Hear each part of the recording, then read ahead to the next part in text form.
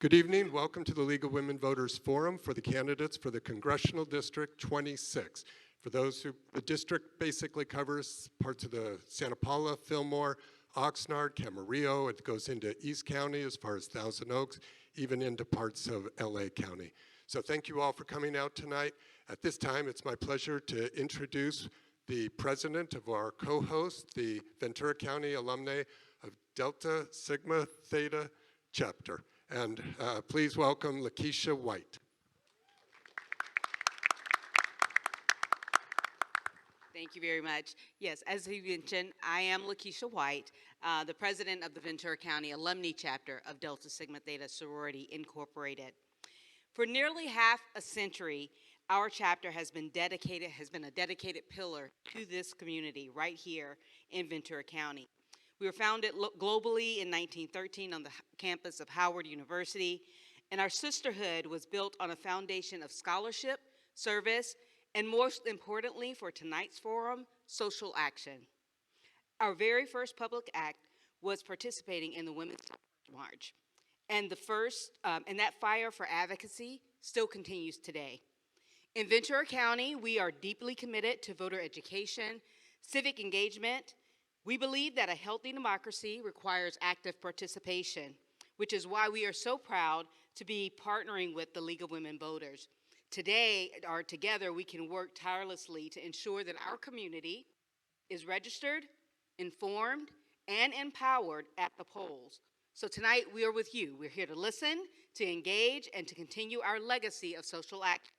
We look forward to hearing your visions for the future of our community that we have personally served for nearly 50 years. Have a good time. Thank you. And we're also going to have some welcome remarks from Cheryl Collard. She is co-president of the League of Women Voters. Good evening, everyone, and thank you so much for making time to come out this evening to this important candidate forum. You may know that the League of Women Voters also has a long history, much like our co-sponsoring organization. We have spent 65 years in this Ventura County doing candidate forums like we're doing tonight. The League is a nonprofit organization. We are also an unbiased group. We do not endorse or support a candidate, but we do want to educate you and introduce you to the candidates. Very important distinction. We will also be working in the back. We have a table set up. If you have questions about the League, we're happy to answer that.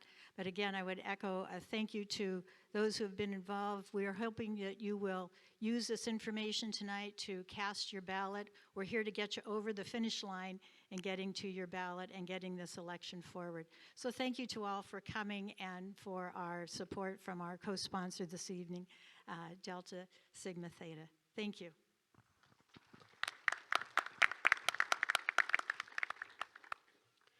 Thank you. We're going to start with opening statements in just a moment. Sonia will be going first. We'll go down the line, and then at the end of the evening, when we do closing statements, we'll go in the reverse order. Before we begin, though, I want to emphasize that the League of Women Voters never endorses or opposes individual candidates or parties. Unfortunately, a flyer was circulated with a photo of Chris Espinoza promoting tonight's event, and that flyer prominently displayed the League's logo at the top. This unauthorized use may have suggested to some that an endorsement by the League was of his campaign.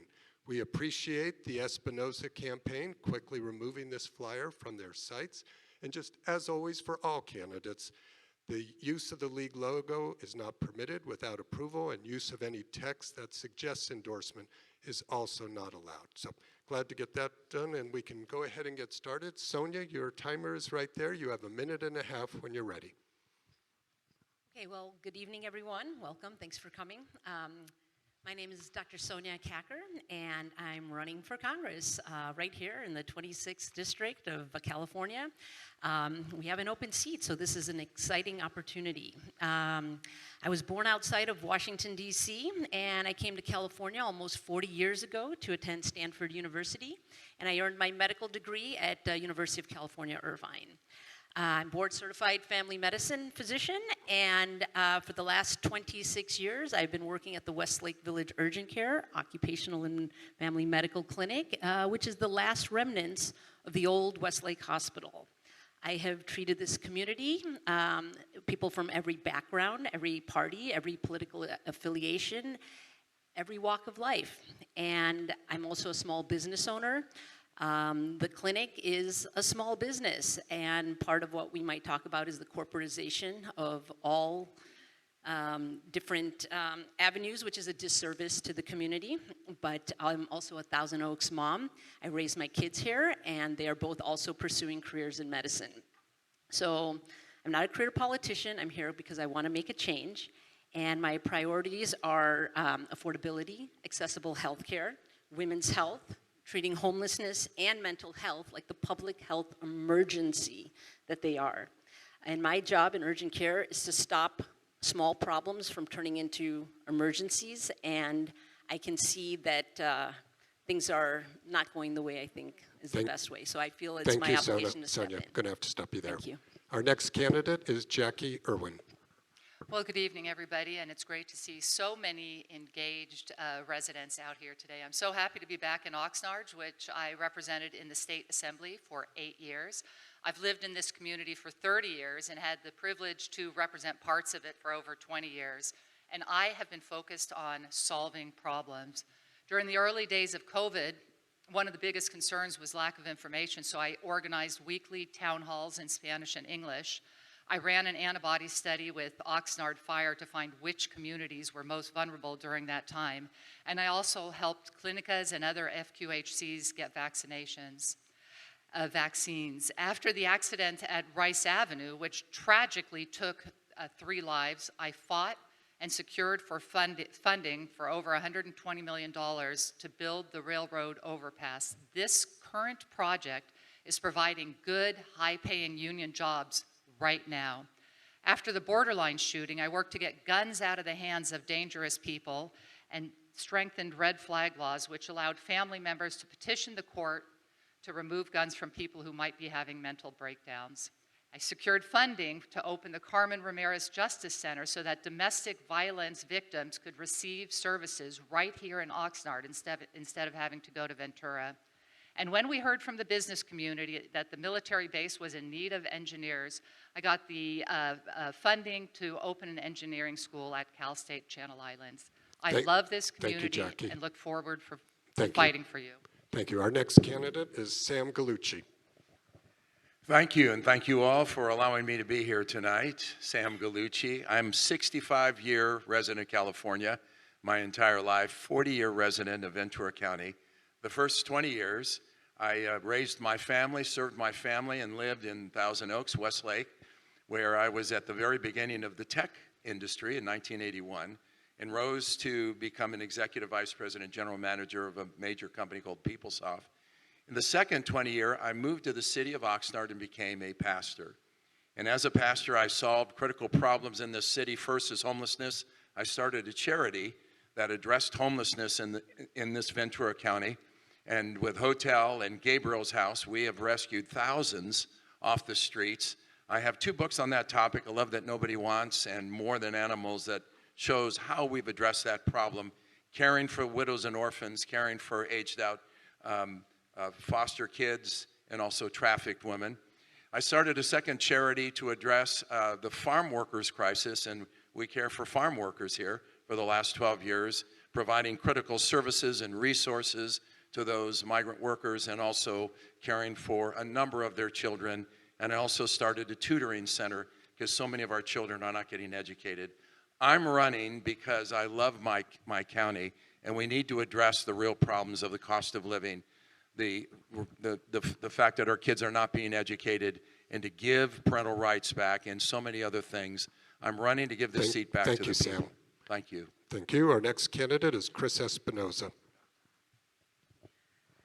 Good evening. Thank you all for being here, and thank you to the League for creating space for a real conversation about the issues that are impacting our community. I'm Chris Espinoza.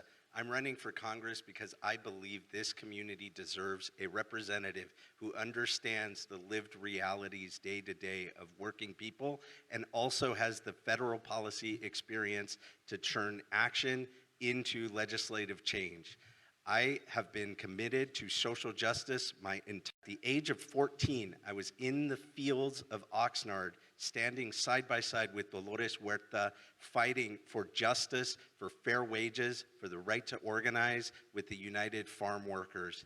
I'm committed to addressing, as I have my entire career, social justice issues, including immigration reform, healthcare, housing, and climate and environmental justice.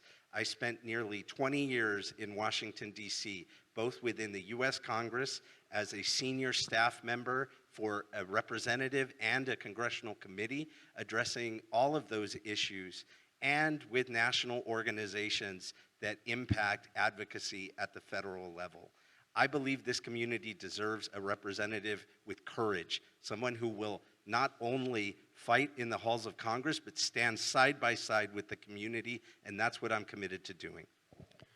Thank you. Our next candidate is Daniel Miller. Hi, I'm Daniel Miller. So much to say, yet so little time. Who is this guy named Daniel Miller? Maybe you haven't seen me around. I have been around campaigning. Oxnard's a beautiful place. There's a nice Mexican restaurant down the road. Seafood, Mexican I want to try out pretty soon.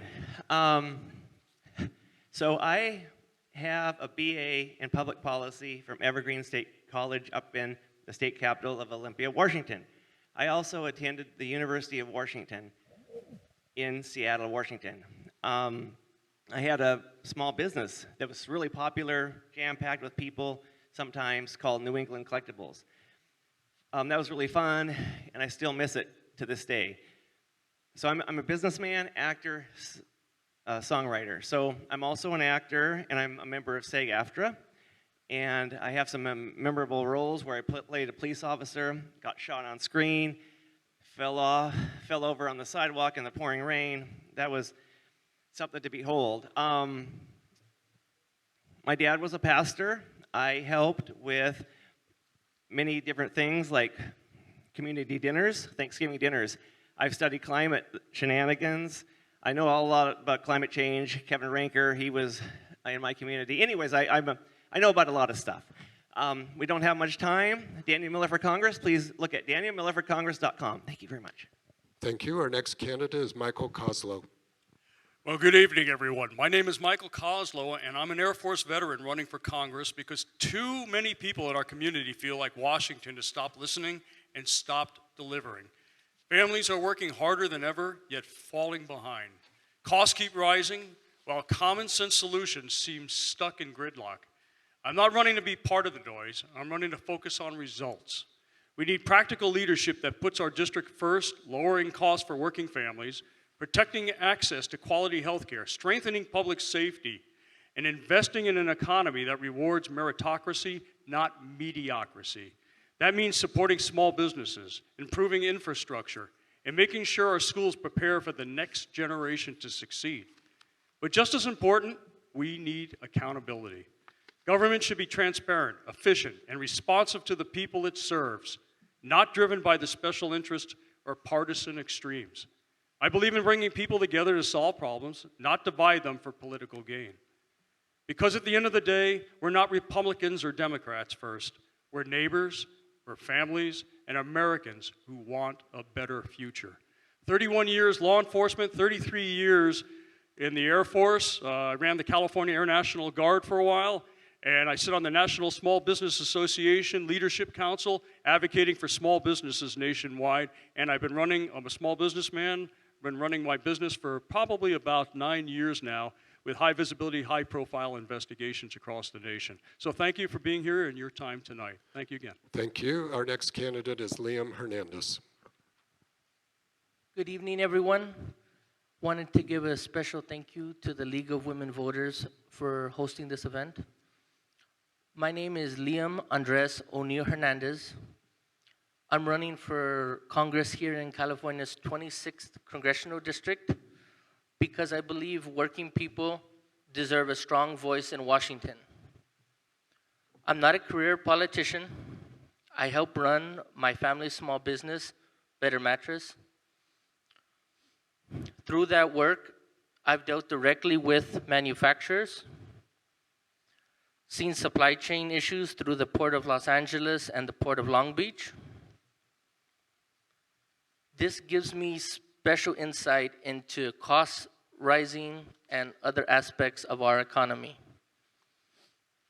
I'm also continuing my education, studying political science locally here at Oxnard Community College, and also studying business at Mission College in Sylmar. I believe this is essential because public service requires preparation and hard work. My campaign is focused on bold ideas that put people first. These ideas are my support of Medicare for all. Liam, I'm sorry, I'm going to have to stop you. Your time's up. Apologize for that. You can get your points in later, I'm sure. Jackie, you're up first on the next question. We're going to talk about climate change. So as this person points out, along with others, climate change is one of our biggest concerns in the community, especially for the younger generation. And Ventura County is, of course, a coastal county worried about sea level rise and other concerns. So, Jackie, what policies would you support in Congress? And tell us about work you have done in the area of climate change. I would say that one of the biggest issues that's facing Ventura County is climate change. And you mentioned sea level rise, but also we have to look at the fires. We had the Thomas Fire. We had, I represented the Palisades, and those fires have been really devastating. Really, the weather conditions have really led to devastating fires in this area. I was the person that negotiated the Assembly's version of the reauthorization of cap and trade. And cap and trade makes sure that California continues to meet its emission goals, which is trying to get to zero emissions by 2040. And basically it does it in a market-based way that makes sure that polluters pay to lower electricity costs in California. We are a leader in California with our climate program. Washington is going to be linking with us. Quebec is going to be linking with us. But we need to acknowledge we need to acknowledge in the United States that climate change is real. We have really lost our leadership position on climate change. Thank you. Chris, you're up next. Same question to you about climate change. What policies would you support and work for? What work have you done? Thank you so much. This is the body of work that I've devoted most of my career to. I was the legislative director for climate and energy at one of the most prominent advocacy organizations for the environment, Earth Justice. I developed federal strategies to address the climate crisis, lower carbon emissions from multiple sectors. And I can tell you unequivocally, cap and trade does not work. It just creates sacrifice zones and concentrates pollution in communities of color. And that's why most of the Democratic caucus opposes cap and trade. We need comprehensive, environmental justice-oriented climate solutions that do not create sacrifice zones like what we see in South Oxnard, where there are concentrations of pollution. We can do that through investments like we did with the IRA, and we can do that with mandates on sectoral requirements to reduce carbon emissions. Thank you. Sam, you're up next. Same question about climate change. I think most residents of this district would say that California does a really good job in this area, probably leads the country. I would say the number one thing that has been a failure is NEM 3 in solar, an absolute abject failure. We used to have in our solar, and I have solar on the roof, I have an electric car, you used to get 100% offset on our roofs. And when we're talking about all this theoretical stuff for most of the folks in the room, that was very, very real. And when I got my solar, 100% offset, it saved me a fortune. It allowed me to get an electric car, and the numbers work. Now, our state has done NEM 3, which limits the amount of offset off your roof on solar significantly. So for most of us, it does not pencil out anymore. So we now sit in a situation where, in a practical reality, that's one of the biggest issues. But frankly, climate change in California is not the number 1 issue. It's the immigration crisis. Thank you. And up next is Sonia. Sonia, your question is climate change. What policies would you support? What work have you done?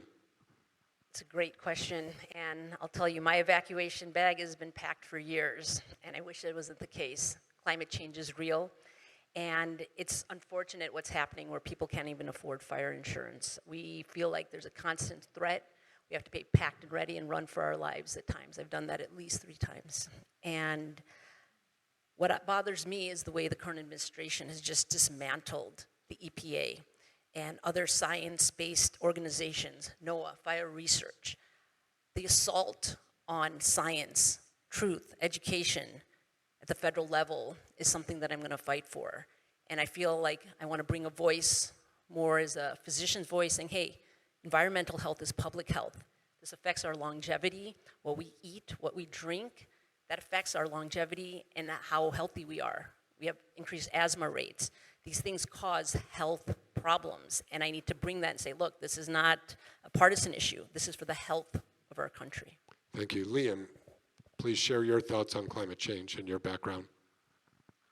As a person who runs a small business, I've seen firsthand how climate change can affect not only my entire company, but companies around me, either flooding roads in the San Fernando Valley to make it undrivable.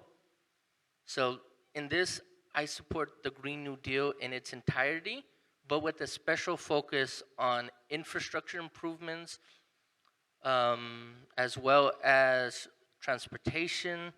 And I also, especially for this district, support putting a light rail line to connect the western part of our district to the eastern part of our district. Because as a lot of people know, there's not a lot of transportation in the eastern part of our district, and there's very little in the west. When I work in Santa Clarita, I have to take 5 buses just to get back to Camarillo, where I live, instead of going through the 126, because there's no bus that goes through that area. I think that's a big way of making green, less cars. Thank you, Liam. And Michael, we'll head to you on the climate change. And thank you again. I just want to say, as a federal agent for 31 years, I used to investigate violations of environmental law and environmental crimes throughout the nation. And that being said, we do have an environmental issue, but it's being perpetuated by cap and trade. The likelihood of getting 0 emissions in the state of California or throughout the United States is very unlikely. And I think the push is for 2030, 2031 for us to be able to meet that goal.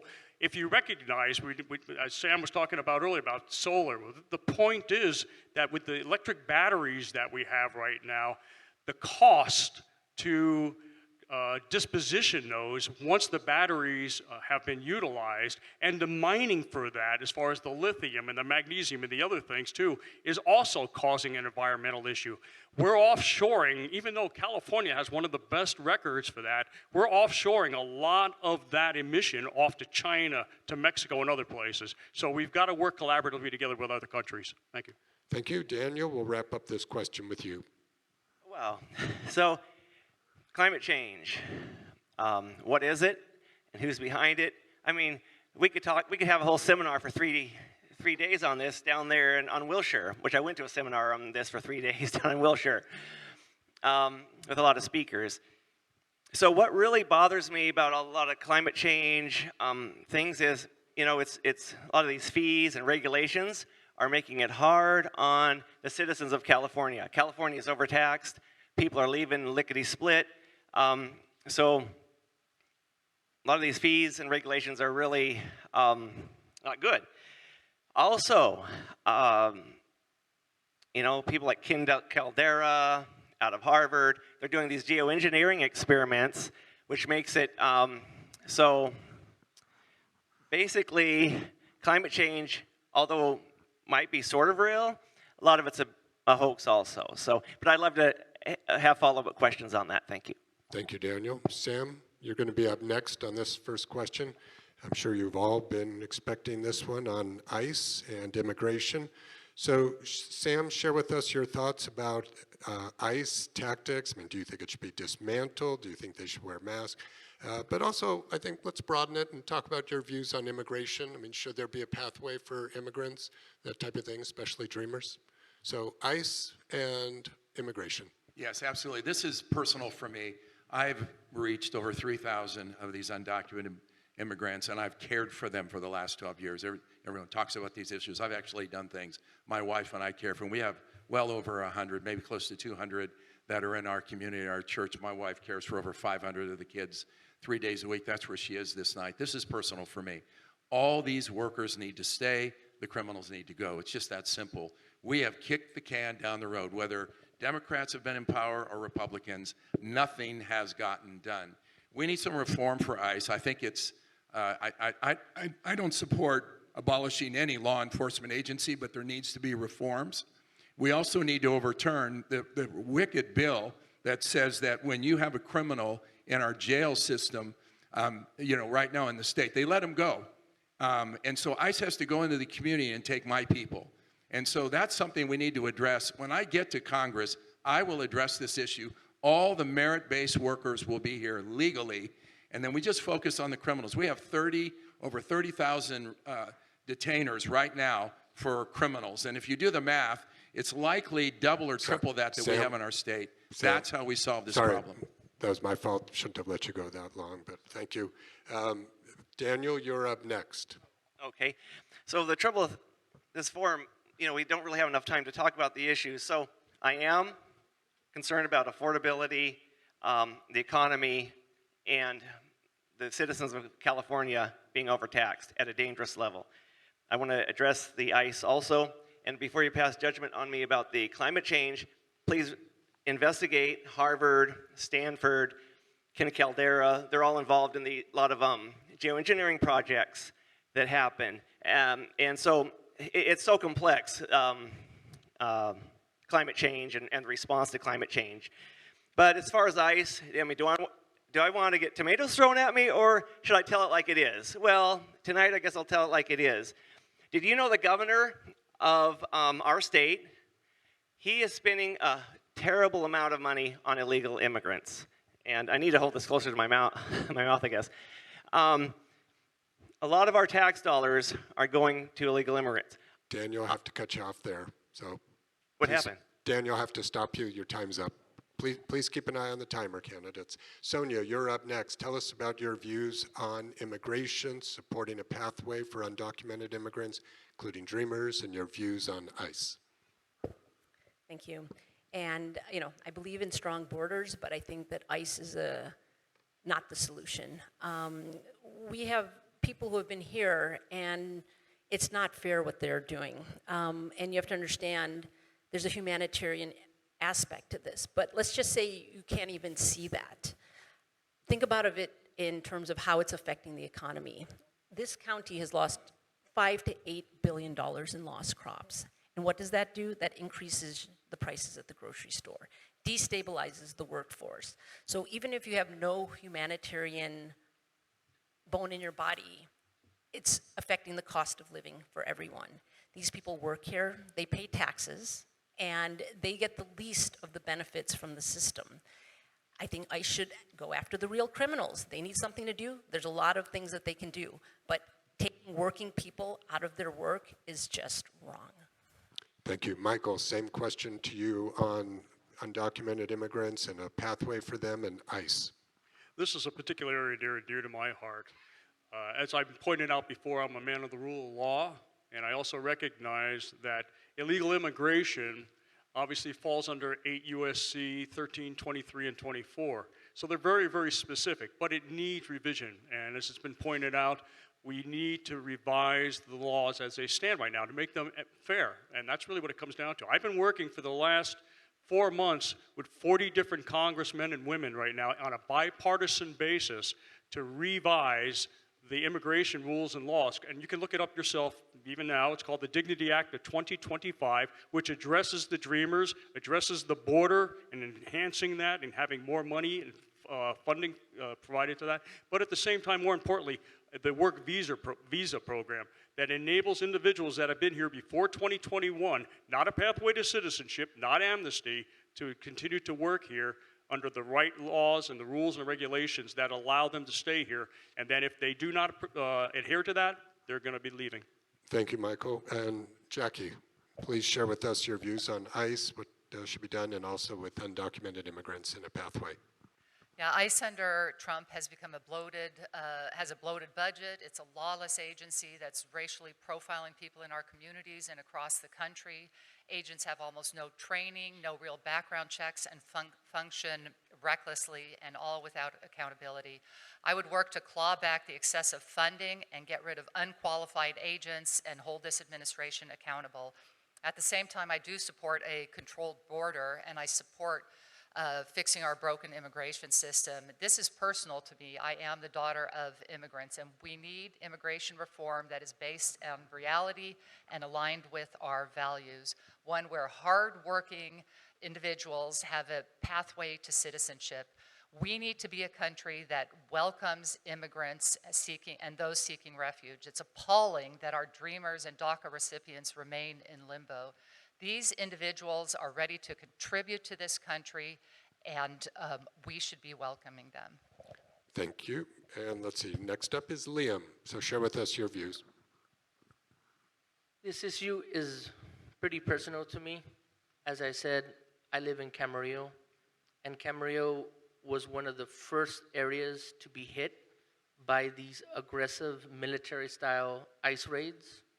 Locally, we had a member of the armed forces detained, and also somebody fleeing from ICE out of fear, probably didn't even know why they were chasing him, ran on a roof and over, and later died. These incidents are unacceptable, and that is why I am in full support of complete abolition of ICE, as well as tracking down any one of them that committed crimes, especially such as murder, assault, like we've seen all over social media, particularly in Minnesota, but it's not just there. We have local groups here in Oxnard that are tracking them to make sure they don't harm our community. Please support them. Thank you, Liam. We're going to go to Chris for our wrap-up on this question. ICE needs to be abolished, full stop. They are not keeping any of our communities safe. They put us all at risk. They are violating the Constitution.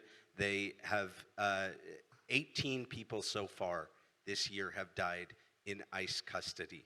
We can have fair and humane immigration enforcement that is appropriate. We don't need ICE to do it. ICE wasn't a part of our immigration enforcement framework until the mid-2000s. We can have a structure that makes sense. In order to have that, we need fair and humane immigration laws, which we do not have. And that's why I'm supporting redoing our immigration system, ensuring that it is equitable, that it is non-discriminatory, that it keeps families together, that it is responsive to our economic needs and reflects our values. But the ICE cannot be a part of that. They are violating people's constitutional rights, and I oppose it. Thank you. Chris, you can hold on to the microphone because you're up first for this next question. So one of the most important actions of a Congress, of course, is voting on the budget, deciding how to spend billions and trillions of dollars, actually. So, Chris, if you were elected, what are your views about how to balance the federal budget, deal with spending, deal with some of the many areas like Medicare and those things? So share with us your philosophy and how you expect to get things done to bring down the deficits.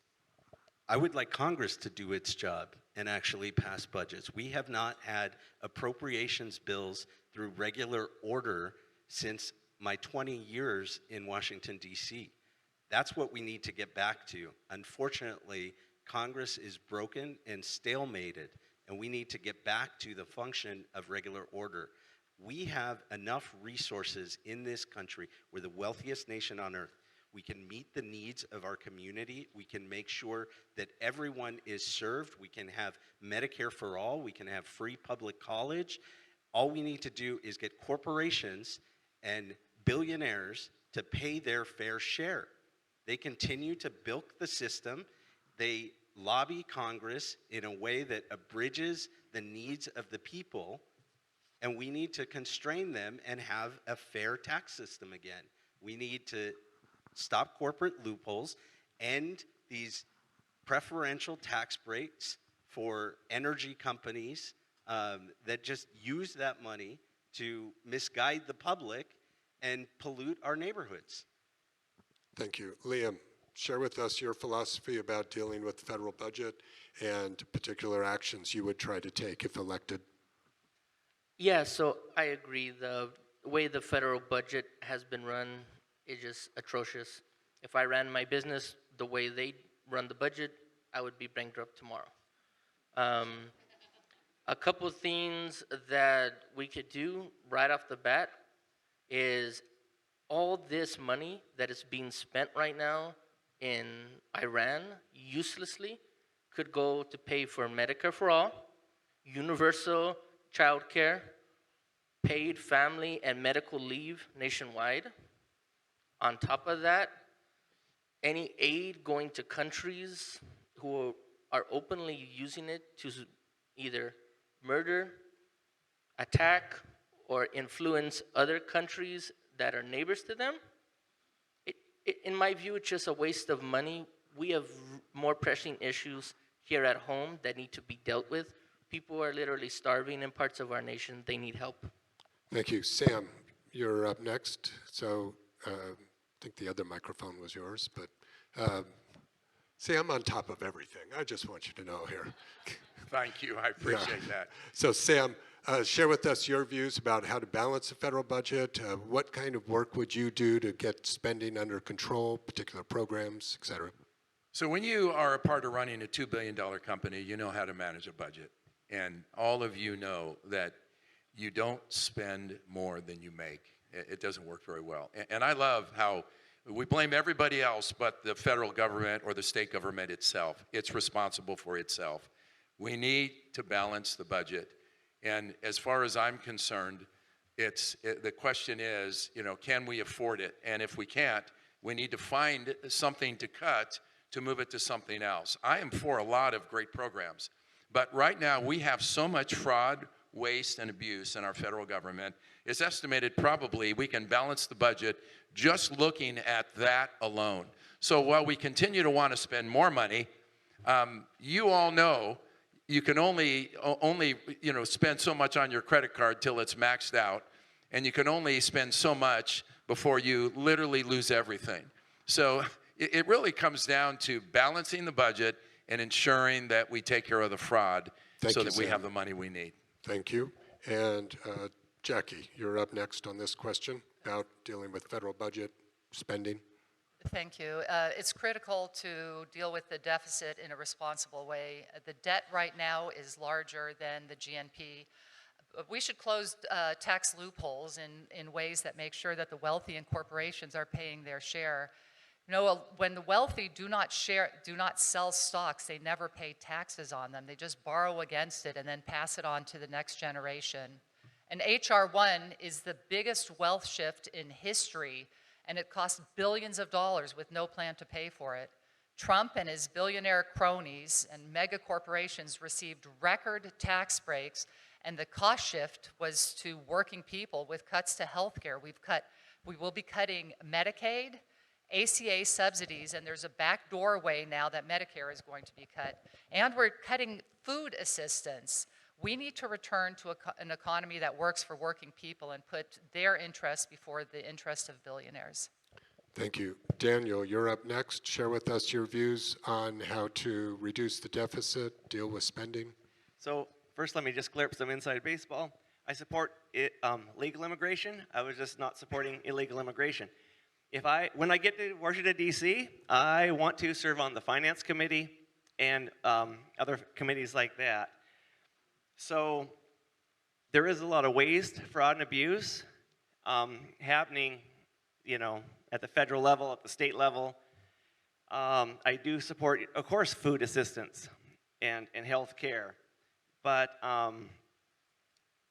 we need to look at some of this waste, fraud, and abuse.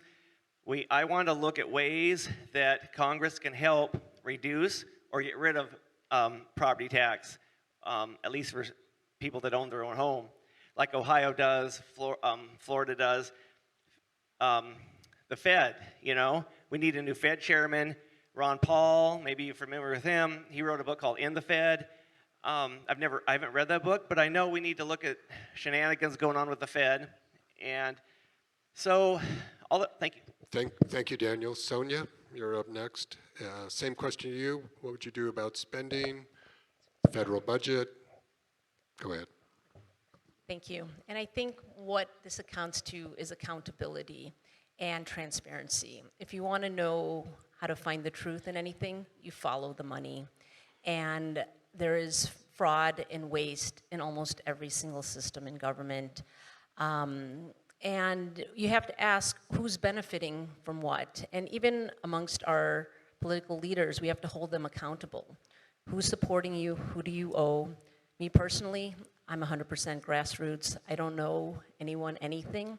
And I don't have any special interests other than the interests of this district. And I think that when you're playing politics, everyone has a different group that they're accountable to rather than their constituents. And I think there needs to be a lot of reform in both how people are elected, term limits, and full transparency in terms of funding, which major groups are funding who. Thank you. Michael, we'll wrap up with you on this one. So share with us your views about how to reduce the deficit, what your priorities are with spending, et cetera. Thank you again. How many of you can balance a checkbook? You don't have to raise your hands. I mean, Congress should be expected to do the same thing. There's no doubt about that. And they shouldn't be getting paid when they can't meet the budget. And then they go into the CR and the continuing resolution. I spent 31 years of my life, and am continuing to do that right now, investigating fraud, waste, and abuse matters throughout the Department of Defense. That hasn't stopped. Matter of fact, I was asked by Steve Hilton and his group to help him create something called CalDOGE. I don't know if you've heard of that before, but it's continuing on to identify billions and billions and billions of dollars out there in fraud across homelessness issues, as far as the train to nowhere. That money can be better utilized by every single person in this room, and every person in this county, and every person in this state. So there has to be, the key word is accountability, folks. We've got to have accountability in government operations in the budget and make sure that we are doing the audits that are necessary to hold that degree of accountability. Thank you. Thank you. Daniel, we're going to start the next question with you. We have quite a few questions, candidates, on health care. I'm going to read you several of them, and then I'll give you the actual question. But we have people who are asking about Medicare for all. We're asking about the ACA subsidies, because many people are mentioning that their premiums have skyrocketed under that. People are concerned about access to health care and mental health services, especially for vulnerable populations, and what you would do to tackle some of these problems. So, Daniel, the question to you is, share with us your passion about healthcare. What are the areas that you would work on to make healthcare more affordable, more available, and more appropriate in our community? Okay, so I really didn't want to talk about this, but I guess I will. So I care about health care. You know, my mother died of cancer. I was attacked by a German Shepherd in Simi Valley, and because of the medicine that they gave me, I had to spend about 2-3 days in the hospital. So healthcare is important, but what I don't support is, you know, like more of a socialized medicine system. We need to look at, you know, fraud, waste, and abuse, and to come up with money for healthcare. So healthcare is important, but you know, people like, I don't want to get tomatoes thrown at me, but people like, you know, Governor Newsom and stuff, who's going to be running for president in 2028, you know, he's spending our money willy-nilly on all these programs, like the homeless program. A lot of that money, you know, disappeared. Incidentally, the fire money, where did that go? Have you thought about that? Time's up, Daniel. Thank you. Sonia. Same question to you, Sonia, about healthcare. Let's hear from you as far as how you will try to make it more affordable, more available in our community. Please. Okay, and thank you. And that's one of the main That's my wheelhouse. And what I've seen over the years is it's becoming more and more expensive and less accessible. When I started my journey, it was when the Westlake Hospital was closing, and that was because Big Corp came, shut it down because it was not profitable, and they did not want that competition in the community. And primary care is cheap, it's affordable, and it works, and it's where these dollars are spent. We spend about $5 trillion a year on healthcare, and it's not going to benefit the doctors and the patients. There's this huge middleman, bureaucracy, monopoly, and legislators are being lobbied by healthcare insurances, big farm, and they're, they have the greatest voice, the loudest voice, and they have the most money, so they're able to control the laws. And so part of it is it can be done much more efficiently, and I have done it through my own clinic. Thank you. Liam, share with us how you will make healthcare more affordable, more available. So this issue is also personal to me. My uncle recently had a widowmaker heart attack. And because of how much money he had, because of the state of the economy, he was afraid to take an ambulance. He took an Uber to the ER because that's $22 compared to the ambulance ride being $9,000 or in that range. Now, thankfully, he's recovered. They did an amazing job over at Henry Mayo in Santa Clarita, but he got a bill for $850,000. We own a small business. We don't really make that much in profit. I'm just going to be honest with you, especially in this economy. That is why I'm in support for Medicare for all unapologetically. We need help. Thank you. Sam, same question to you about making healthcare more affordable and available. Well, I support reform to the ACH. That's a great program, but the issue with it is that too much of the money goes directly to the insurance companies. It needs to be reformed. It needs to go to the people itself. We also have a critical issue in pharmacy cost. I mean, it's out of control. We need to address that as well. But for me, there's these big issues, but what do we need here? See, I'm running for you, the people. What do we need in this district? I'm going to focus on that as well. I'm going to listen to all of you because we have a mental illness crisis, we have an affordability crisis, but we also have some very specific issues that we need to address. I think mental illness treatment centers are really important. We need to look at this comprehensively, and I certainly support doing that and making sure that everyone has access to affordable health care. Thank you. Michael, same question to you. In my time, I conducted investigations for Anthem and incorporated the insurance company. So I know very, very well what the insurance companies are doing and how they're hurting the beneficiary. More so, I conducted my dissertation at USC in the adverse impacts of Medicare claims on beneficiaries. So I'm very, very knowledgeable about this. And what it really boils down to is that, do you realize that for all of those millions, and actually almost 1 trillion beneficiary claims in Medicare every year across this country, that there's only 1% of that universe that have had denied claims, 1%, that ever appeal it? 1%. And when I looked at that in my dissertation, I found that when it goes up to the third level of appellate review by the administrative law judges, that 76% of those claims were overturned and awarded back to the beneficiary. So Medicare is a mess. It's a nightmare. And one of the first things that I'm going to do when I get into Congress is get that program up and running and accountable, make sure those beneficiaries are paid the way they should have been, and those doctors are being reimbursed for those costs. Thank you. Thank you. Chris, same question. Healthcare is a human right, and it should be treated that way. That's why I support Medicare for all. I believe that we need to cover every person in this country. When we went through the COVID pandemic, we saw how we are all put at risk when some in our community have access to healthcare and others don't. Now, as we're fighting for Medicare for all, we need to make sure that we're immediately restoring the cuts to Medicaid in this community. 1 in 2 Medicaid recipients is a child. That is unconscionable. We need to make sure that we're restoring the ACA premiums. We need to make sure that we're getting political appointees out of personal healthcare decisions, like what we're seeing out of this administration at HHS.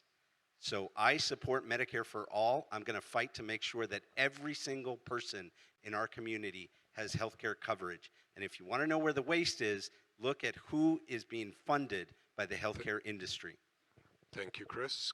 Jackie, we'll wrap up with you. Your views on making healthcare more affordable and serving more people by being more available.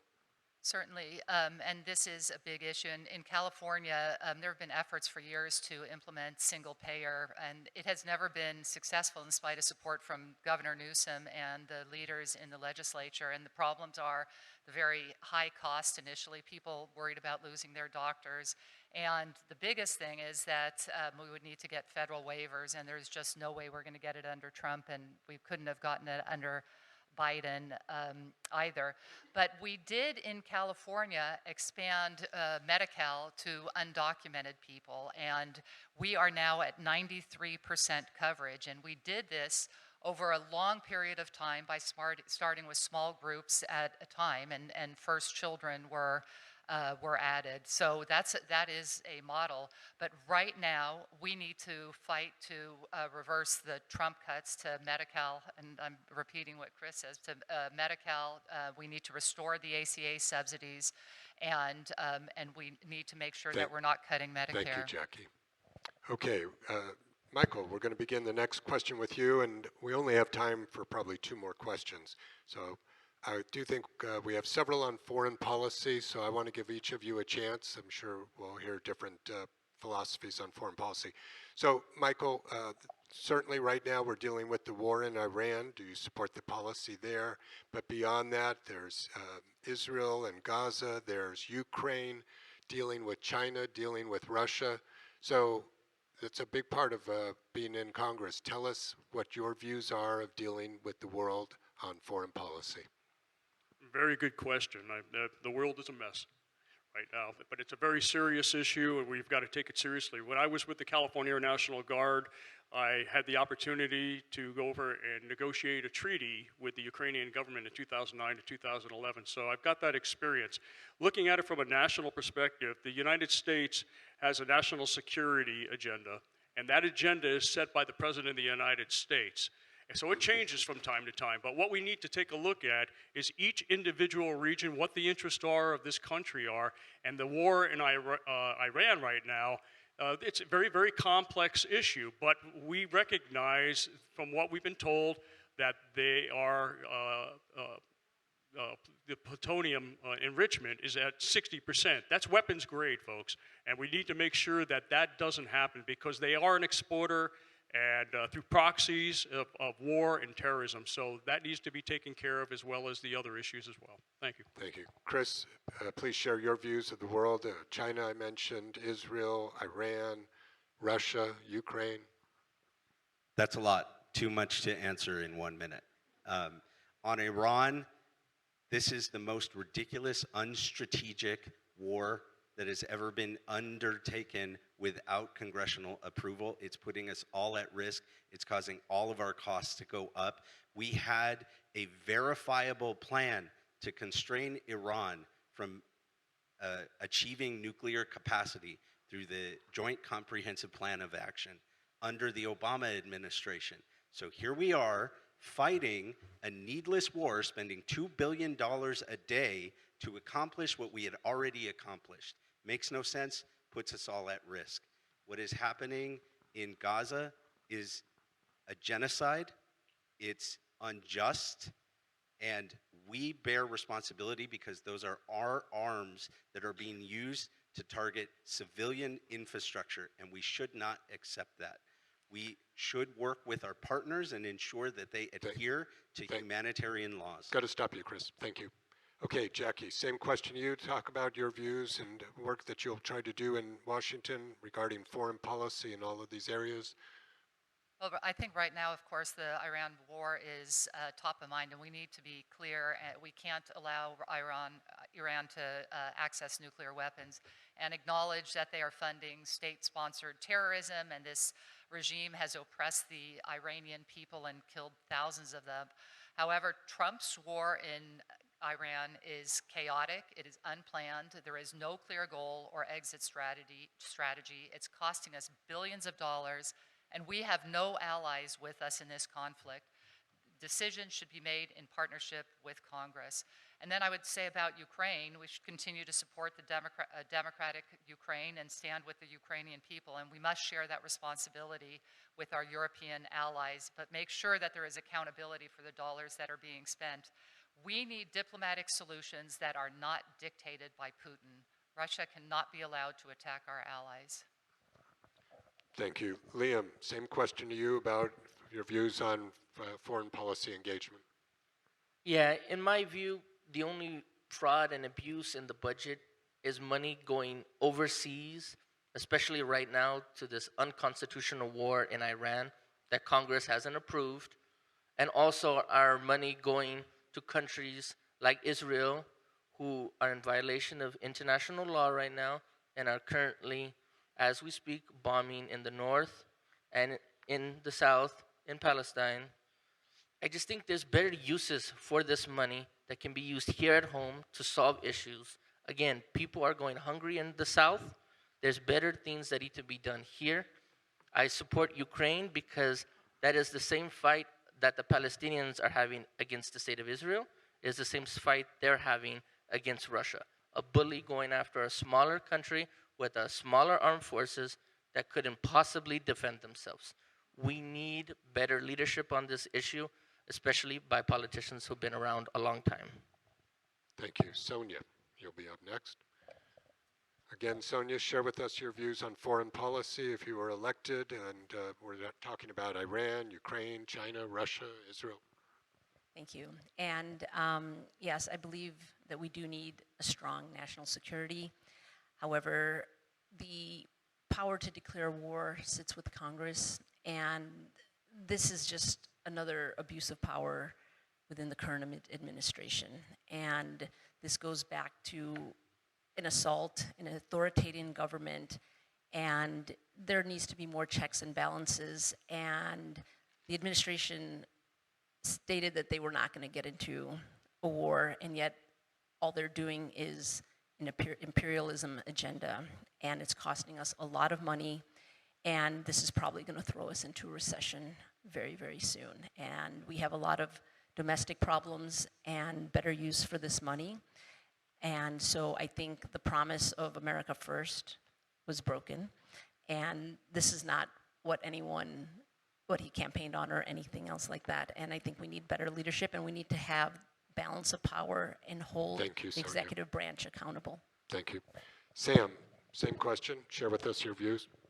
Well, I have a very different opinion. The number one goal, the number one responsibility of the President of the United States is to protect us from foreign and abroad and locally. And every president has had to deal with very difficult issues. Iran cannot have a nuclear weapon. There are clear objectives. Those objectives are being met, and we now have a blockade, and we need to trust the process. And here's the thing that is so frustrating to me. Our military, no one talks about the incredible job our military is doing. We should be supporting them. We should be honoring them, and we should be rooting for them and praying for them, because every time we go into these conflicts and we complain about Monday morning quarterbacking, when we have these kinds of issues, Iran is the #1 state sponsor of terror, and we must stop them from getting a nuclear weapon. The can has been kicked down the road. We also need to support, we need that war with Russia done, and we need to support the efforts to get that completed as well. Thank you. And Daniel, we'll wrap up this question with you. Share your views on foreign policy. So, foreign policy, it's a big deal. There's a lot that goes into it, a lot of time and stuff. But that's right. We cannot allow Iran to have a nuclear weapon. And at the same time, we need to support Ukraine. And of course, it is true also that the Iranians were really oppressed. They've been oppressed in Iran for far too long. I'm going to get kind of fun for a second. I don't know if anybody realizes it, but in Iran, they actually used to have a pretty Western lifestyle. They had all kind of fashion and all kind of good times there. And then it fell into the wrong hands. So they shouldn't have a nuclear weapon, and my time's up. Have a great day, and thank you. Thank you. Liam, you're going to be up first on this next question. We have a lot of cards. This is obviously something that's very top of mind for people. Concerns about voting rights, especially the recent Supreme Court ruling. But not just voting rights. Share with us your view about democracy, the right to vote, gerrymandering. As best you can, just give us your philosophy about these things, including voter ID. Yeah, this is actually a perfect question, especially given what happened today. If anybody knows, the Democrats in Virginia responded to the gerrymandered efforts by Texas and other red states by making an equal playing field. Their Supreme Court locally at that state decided that the voters' opinions didn't matter today. I oppose gerrymandering in basic forms, but I have evolved because we are literally in a gerrymandering war right now. People in the South, especially people of color, are losing all rights. Alabama, not one Democratic district. Tennessee, not one Democratic district. Louisiana today, not one Democratic district. We need to fight fire with fire, so that's why I voted for Prop 50, and that's why if I'm elected, I'll have the California government put another prop to make this state all Democratic reps in response to give those minority voters an equal right in this state. Stop you there. Thank you. Chris, same question to you. Share with us your views about voting rights and voter ID and democracy and access. Democracy is under threat like we've never seen in our lifetimes. We need to do everything that we can. We should be expanding the franchise, making sure that everyone eligible to vote is actually voting, empower them, not putting onerous voter ID laws in place. What we're seeing from the court is an abomination to the Voting Rights Act. That's why we need to pass the John Lewis Voting Rights Act in Congress, and we need courageous members of Congress who are going to do everything that they can, everything in their power to protect the franchise and to protect voting rights. I worked for a member of Congress named Raul Grijalva. Chairman Grijalva was fearless. I saw him lead a sit-in on the House floor to advance the John Lewis Voting Rights Act. That's the kind of courage we need from our elected officials today. We need to stand up and protect democracy, get money out of politics, and ensure that we have free and fair Thank you, elections. Chris. I have to stop there. Michael, same question to you, your views about voting rights, voting access, gerrymandering. No, I like that word abomination. I mean, it really comes down to, in the state of California, I take a different perspective, is that we had a redistricting committee here in the state of California that was voted in by the voters.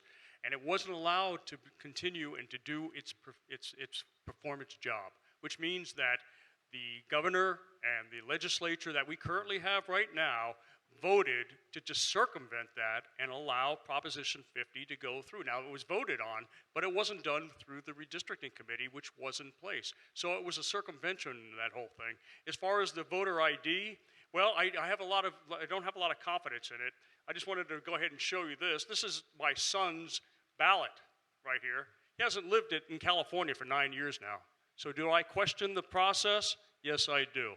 But ultimately, we need to revise it. We need to make sure that we hold everybody accountable and that the voting process and the integrity of that process is maintained. And we have to do that, and we have to do that soon.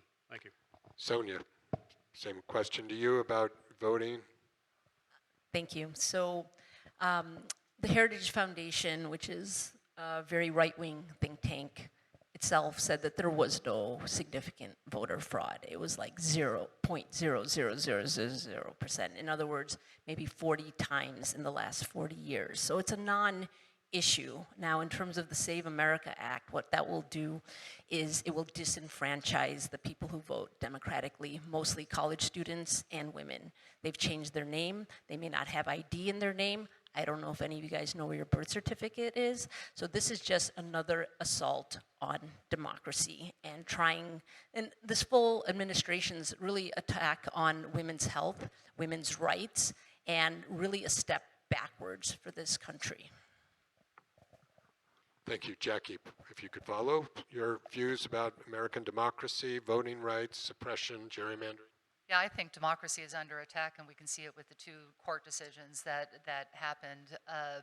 California and other democratic states did the right thing by having independent redistricting committees.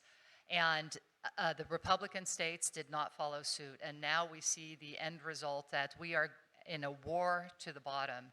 We are not going to have representation. What happens in these voting rights areas is we make sure that we have representation from every different ethnic group, and that diversity is very important. I think it is critical that we pass something at the federal level to require independent redistricting throughout the entire country. I think it's critical that we overturn Citizens United, and I agree with my other colleagues. The voter ID law is a solution in search of a problem. We have not seen any significant amount of fraud in voting. It is a felony. Who is going to risk a felony to vote? Thank you. Daniel, same question to you on voting rights and access. So, wow. I don't think we should have redistricted this soon. I didn't support 50, and I support voter ID along with 70% of Californians. Now, with vote fraud and all that situation, it's not just people voting illegally, you know. I mean, it's a big can of worms. I don't really want to open that can of worms right now, but there is problems with, you know, machines, Dominion, Smartmatic, and that sort of thing. So, without further ado, I do want to, that'll be it for right now. Thank you. Thank you. Sam, we'll wrap up with you, your views on voter suppression, gerrymandering, access, ID.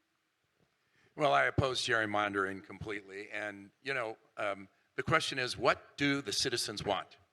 It's amazing to me when the citizens want one thing and the politicians do something completely different. So 70% of the citizens want voter ID. So do we listen to the citizens, or we just say, no, we're not going to listen to citizens. We're going to do whatever we want to do. And listen, we should always make sure that we have voter integrity in our voting process. But one of the things that just bothers me about this whole process is let other states deal with their problems. We have enough problems of our own here, folks. And I don't think, you know, here in California, we should be focusing on the issues of California. California should be first. Where California goes, the nation goes. And here in California, you know, this issue is, we just need to continue to make sure that voting is integrous. I think everybody agrees with that. And if the citizens want voter ID, we should have voter ID. It's just that simple. Thank you. So we're going to have to start closing statements soon, but how about a round of applause for these candidates?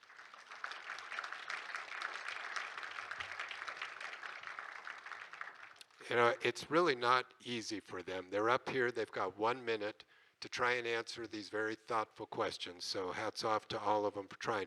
And as I've been talking with the league at the other forums we're doing, something seems to be going on that the questions we have been receiving are very thoughtful, very intelligent, and I'm disappointed I can't get to more. But what I'd like to do is just inform the candidates of some of the other questions that we couldn't get to, so you know what's on these people's minds. So there was questions about gun violence, obviously very top of mind after the White House Correspondents' Dinner. Issues about transportation and gas prices. What about housing? What can you do at the federal level to bring down housing? There were questions also about education. No surprise with that. That is such an important part of our lives. Also questions about experience. And for candidates, as I mentioned these, if something triggers a thought with you, please share that during your closing statements. but many questions about candidates' experience and backgrounds. And also, a lot of people are angry at the corruption that's going on. We've seen 3 or 4 members of Congress had to resign recently over various improprieties and sexual assault. So obviously people are upset about that. So I'm sorry I couldn't get to all those great questions.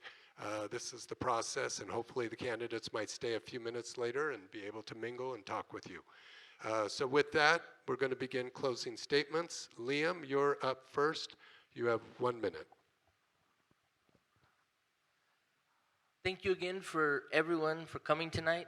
I'm glad to see a good amount of people in the audience. And once again, thank you to the League of Women Voters for hosting this forum. The main things that matter to my campaign are all things that have affected my life and that are personal to me, such as the need for Medicare for all, such as the need to enact the Green New Deal in its entirety, as well as enacting universal child care and universal paid family and sick leave. We can do all these things by just cutting unnecessary funding to wars overseas that do not advance our interests at all, sending money to countries that are doing immoral things with it. We have issues at home that are in dire need of help. This can help it. Please support my campaign. Go to liamhernandezforcongress.com. Thank you, Oxnard. Thank you. Our next candidate is Michael Kozlow. Well, thank you again for allowing me to be here this evening. And I think it's a really important issue and multiple issues that we have to contend with. I have the experience, I have the knowledge. More importantly, the top priority that I have is accountability, is to make sure that we hold congressional leaders, public figures, public officials, those people that are dealing on a financial basis with your tax dollars. We don't want to be fraud payers, we want to be taxpayers. We don't mind doing that. But ultimately what it's going to come down to is holding everyone accountable in the bureaucracies at the city level, the county level, the state level, to make sure, and the federal level, and on an international basis is to hold our allies accountable for the funding, the billions of dollars that we spend over there. I have that experience, I have that knowledge. I'm going to work for you to make sure that those dollars are appropriately spent in the right areas at the right time. Thank you. Thank you. Our next candidate is Daniel Miller. So I'm Daniel Miller. I'm running for Congress. Please look at danielmillerforcongress.com. You can get some more information. Just some inside baseball. The Seattle Times left my name out. They didn't even call me a rotten candidate. They just totally left my name out, which looks like voter interference to me. Up there in Lancaster, Quartz Hills, I've had signs buried in the dirt, signs turned around. So I've experienced election interference already. It's true that we need to pay taxes. If you want to dance, you got to pay the fiddler. But Californians are being taxed at a dangerous level. I've talked to a lot of Californians that are leaving the state because they can't take the pressure. They can't take all the taxes. It's astounding, some of these property taxes. They want to tax Californians. What are they going to do next? They've gone crazy in Sacramento. That's all I can say. And gas prices, yes, we're being gouged. We're being taken for a ride. And I got to get in my ride. Thank you. Thank you. And our next candidate is Chris Espinoza. I want to thank you all for being here. Democracy survives with a well-informed citizenry, and you're demonstrating that by showing up today, and I'm so grateful for that. I am fighting to solve 3 crises in our community right now. Our fellow community members are working harder than ever and falling further and further behind by an oppressive cost of living. And I'm going to do everything that I can to address that cost of living, whether it's in healthcare or housing or childcare or public education. We also have a crisis of climate and environmental injustice, and that's not a theoretical problem, that's a today problem. We saw community members right here lose their houses as a result of wildfires that are increasing as a result of climate change. We can't solve either of those 2 crises unless we solve the crises of our democracy. And so that's why I refuse to take fossil fuel or corporate PAC money. I need your support to get there. Join us at espinosaforcongress.com. Thank you. Thank you. Our next candidate is Sam Gallucci. The state has been run by one party for 16 years, one party. Supermajority, Democrat. The House, Democrat. And so I ask you one question. Are you better off today than you were 16 years ago? Because every policy, every piece of legislation has come from that one party. We have the highest cost, so number 3, highest cost of living.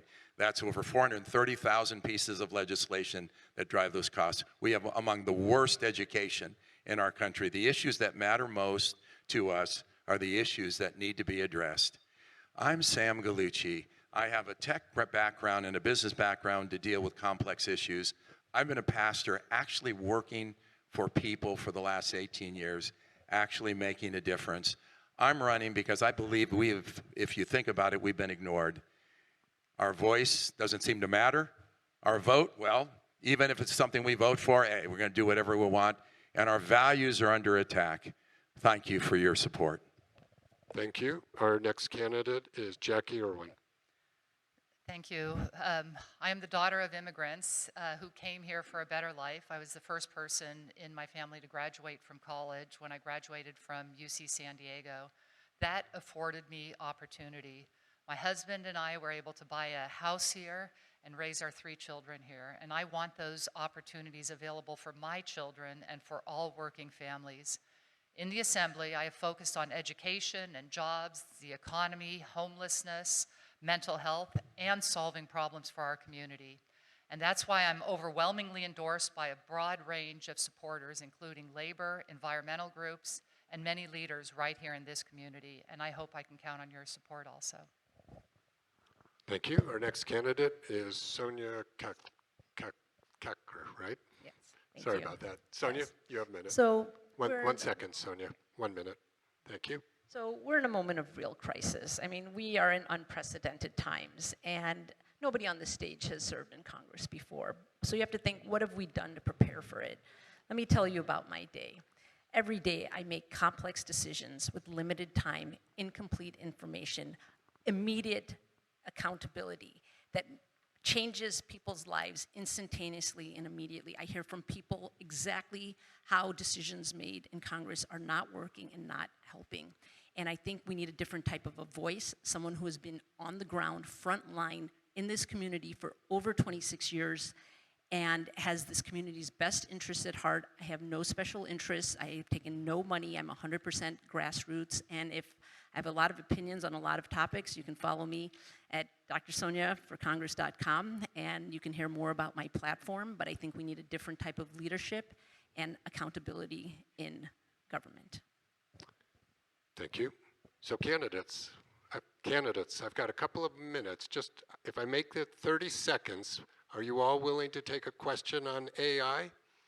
30 seconds. Okay, so we're going to start off. Sam, you would be next. So we've got the timer set, 30 seconds. This is obviously a crucial issue. Artificial intelligence is affecting our world. Share with us high level your views for 30 seconds. Absolutely. We need to embrace this technology and do it properly. I'm a tech pioneer. And when it comes to AI, we need not to be afraid of it.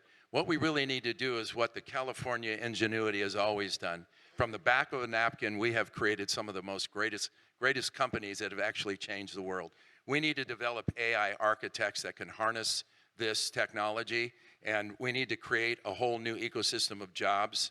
We need to start thinking outside the box, and AI is simply a human tool that was created to do that work. This has been my MO for years. So that's what I believe. Thank you. I know I'm hitting you all late, but Daniel, same question. 30 seconds on artificial intelligence.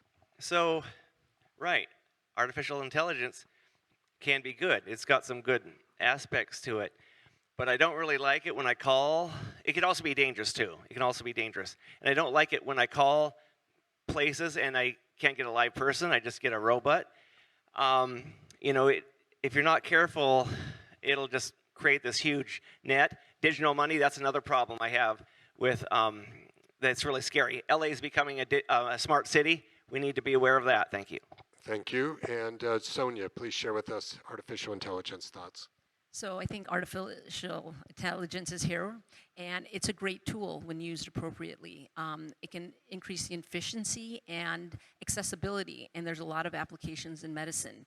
So a lot of issues in medicine, which increases the affordability issue, is just the drowning in paperwork forms. So in that sense, it has helped to make it more efficient. It'd be better if it wasn't as regulated in terms of that we would need all this extra help to be able to just do our jobs, but it does help with efficiency and forms and other things like that, especially when you have to do several letters, fighting for your patients for insurance denials. Thank you, Sonia. Michael, you're up next. I think artificial intelligence is a great up-and-coming technology, but we, like any other new technology or industry, we need to make sure that we're implementing it in a way that doesn't take away and doesn't cost the community major problems. The data centers that we have now take a lot of power, and right now with the PSP programs that Southern California Edison has, the power shutoff issues, we can't afford to have that, not have that infrastructure in place before we put the cart before the horse. We don't want to do that. Thank you. Jackie? Yeah, this is a really big issue. I have been on the NCSL, I've been the co-chair of the NCSL Committee on AI, Cybersecurity, and Privacy. I have run the first bill on AI transparency. There is a lot of opportunity in AI, but when you do surveys of the American public, they are getting more and more skeptical, and that's because they are concerned about jobs. So I think AI has endless possibilities, but we also need to have a master plan on how we deal with the potential job loss, and we have to have appropriate guardrails. Thank you. And Liam, your thoughts on artificial intelligence? I support it. It needs to be regulated and controlled properly. I use it in my small business. Like many people know, small businesses don't have a lot of resources, but especially in California, where anybody can sue anybody without putting any proof, I use it to respond to small claims court. Instead of keeping a lawyer on retainer for 30 grand, I save a lot of money. I can put things better back into the community. It's good if it's regulated and used properly. Thank you. Chris, we'll wrap up with you this time, definitely. I think big tech companies promise the world with AI, and mostly what we get are AI slop photos with Donald Trump on the cover as Jesus or something. AI poses a real risk to communities right now, not tomorrow. This country was on the decline for nearly 40 years of energy load growth. That is now exponentially going through the roof, and it's going to cause you, the ratepayers, to pay more. It's going to cause water to be more expensive, and it puts us all at risk. It needs to be regulated and not by the people who are taking their money. All right, thank you. And who knows, a couple of years, probably there'll be an AI robot sitting here doing this thing. I could probably be replaced. So again, how about a round of applause for the candidates?